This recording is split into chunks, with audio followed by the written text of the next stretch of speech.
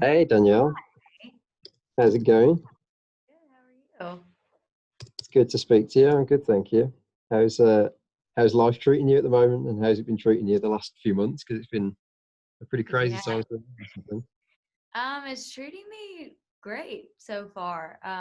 In the beginning, it was a little rocky, I feel like, for everybody, and it's just been a weird time. But lately, it's been really great. You've been gearing up to release some new music. Obviously, the new single's out now. So, how has that whole process been of doing things very differently in this lockdown period?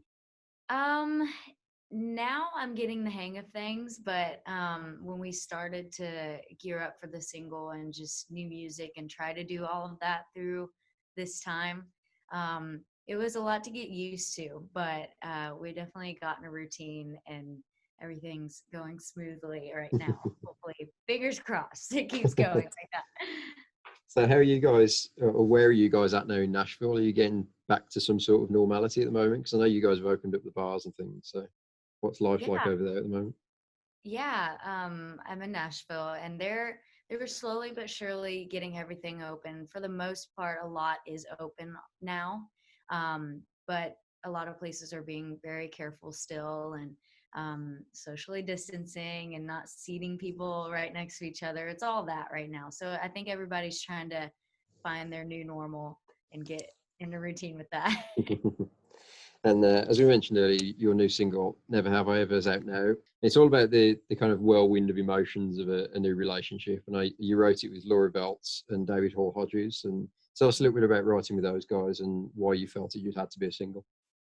Yeah, they are two amazing writers here in Nashville, and they have written some major hits. And just being in the room with them, I mean, you hope for that. You hope that that hit magic kind of comes into the room with you. But Laura actually had the title in her phone, "Never Have I Ever," and we were all sat on that for a while and thought it was super cool. We hadn't heard anything like that before, so we were just kind of brainstorming on what that could be about, and it landed on the story of meeting somebody and then making you feel like no one else has before. And to us, we don't think anybody has made a song like that, so we were super excited.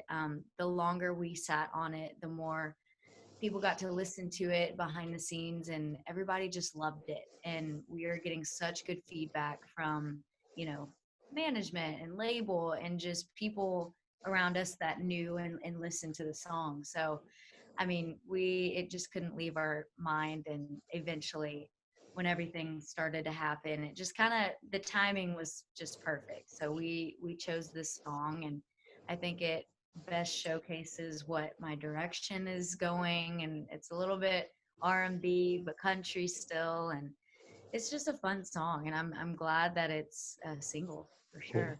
And you mentioned that David and Laura have both had some monster hits over the years. What is it about those guys as songwriters from a creative standpoint that makes them so special, and why have they had so many hits over the years? Is there something that you can kind of pinpoint about them? Yeah. For me, I got into songwriting really heavily with my last album. So that wasn't too long ago. So I personally am just learning so much every time I get in the room, especially with people like that, because they have written so many hits. And I've noticed, as soon as we land on an idea, they're just constantly firing out ideas. I mean, it's really cool to watch because David is the one, doing something on the piano and then grabbing a bass guitar or a guitar or just really building it, and it's just so smooth and has no problem doing it. So that's David, and all he does lyrics and he does melodies, so he's all in one, while Laura is just melodies, like lyrics, and they're just all firing out so many great things. And I think that's what makes them so amazing, is they take the artist's story and just easily turning it into a song. So I'm like, okay, this is really cool. Yeah.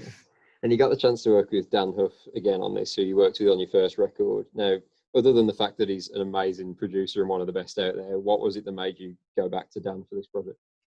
um, yeah, he just is an amazing producer, and he knows how to So a little bit of an example. So this song started out more as a straight R&B song. Like it had a lot of beats to it. It didn't really have that country feel of a real drums or real guitars and stuff like that. It was more on the way more on the R&B side. And so that's when we didn't really know what we were going to do with it.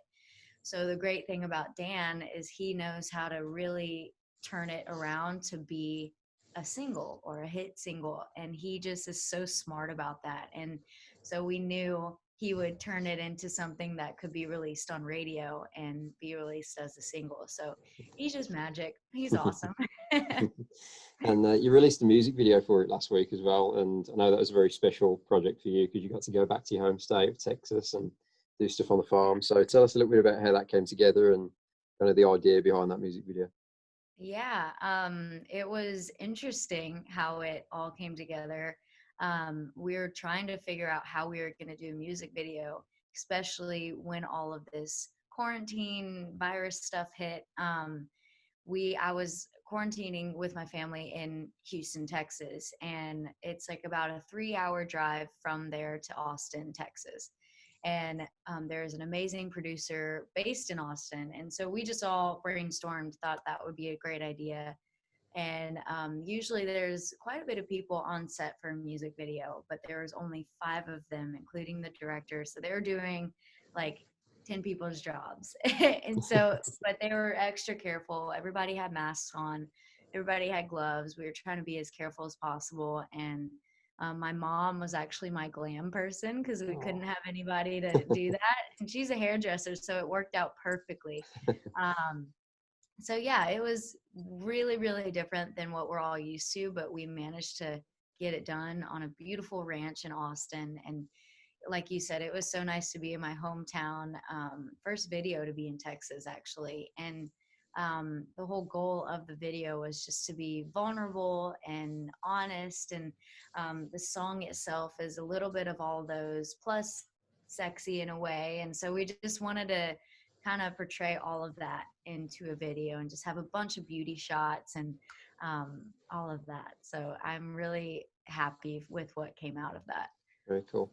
And you mentioned that this is a kind of a taste of the music that you've got coming up. How much have you actually got in the can at the moment, and what's the plan in terms of, are you looking to do an EP or an album, or what's the long-term strategy for you? Yeah, we're definitely in the path and runway of an album or an EP, a group of songs. We definitely have a lot under our belt that we love or I love, and I'm just slowly but surely trying to gather up what hopefully will be an album or an EP. But we're definitely headed in that direction, and that's our one of our next steps for sure. And so as soon as we know exactly what's going on, we'll definitely let y'all know. I just wanted to speak to you about the Diplo record that you're involved with as well, because you did a song with Zac Brown on Yeah. Hometown. Zac is one of my kind of musical gods. I just Oh, adore the guy. nice. And he's kind of, whatever he does, whatever genre it is, he just absolutely nails it every time. So Yeah. what is he like to work with from a creative standpoint? Because he's so versatile. Yeah, that whole thing was just super cool for me to do. I'm a huge fan of Diplo, a huge fan of Zac Brown, and have listened to them for as long as I can remember. And um, it just a lot of conversations happened with that. And then I happened to be in Los Angeles writing songs and eventually going to be performing at Stagecoach. So I was there in perfect time to go and put my vocal on the song. And I've gotten to meet Zac just a couple of times. And then throughout all of this, we've done a lot of video stuff like this and for the release of Diplo's album. And he is super cool, super laid back, and was super nice to me and supportive. And just the whole thing came about so smoothly, which makes me think it was meant to happen. And so it was such an amazing experience, and I genuinely loved the song, and it just came out super cool. So I'm really proud of that. Yeah. How did that whole thing come about with Diplo, and where did that connection come from? Because there's so many big names involved in that. It was such an impressive project in terms of the caliber of artists. So how did you Yeah. kind of get the call for that? Yeah, just managements, having conversations, and then a producer that Diplo works with. His name is King Henry. His name is Henry, and he is super cool guy. And he is actually mutual friends with my friend Lacey Cavalier. And so I think just a lot of conversations were happening, and Henry had mentioned something was happening with Diplo and a country album, and we just all kind of had a connection. And I think that's when we started having the conversation of me being on the song. And um, yeah, it just all kind of worked out knowing that I was going to be in LA. And I think they finalized on that. And I was able to go and put my vocal on it. And at the time, I don't think they were sure exactly who was going to do it. So they were just like, let's just put your vocal on it so we have it. And then later on they were like, okay, we're going to use it. And then they were like, okay, I think Zac Brown is going to feature on it. So like little things started adding up as soon as we knew, and then the release happened. Very cool. Yeah. And just finally, Danielle, I wanted to speak to you about the UK because you were supposed to be coming over to do the Next from Nashville tour, and we were so excited to see you doing that. But what's the plan in terms of the UK now? Do you feel at a point where you're maybe ready to headline some stuff because you've done some amazing things over here, like the Long Road, and you were going to do the Great Escape Festival, and it seems to Yeah. be an exciting kind of place for you to be doing stuff at the moment. Yeah, I was supposed to come over there right before. It was literally at the line of everything just shut down. And I was really sad I wasn't able to go over there. And but knowing that we were supposed to and a lot of plans were to come over there, I think we're definitely gonna plan for something as soon as the gates lift back up to go over there. But I genuinely want to come back, and just I want to play, and I want to see all the fans again. I want to see all you guys. So we'll definitely be planning something. I don't know exactly when, but Yeah. it'll happen. We'll make it happen. Fingers crossed. Well, Danielle, thank Yes. you for doing this today. I really appreciate your time and best of luck with all the new music. We look forward to hearing it. Thank you so much.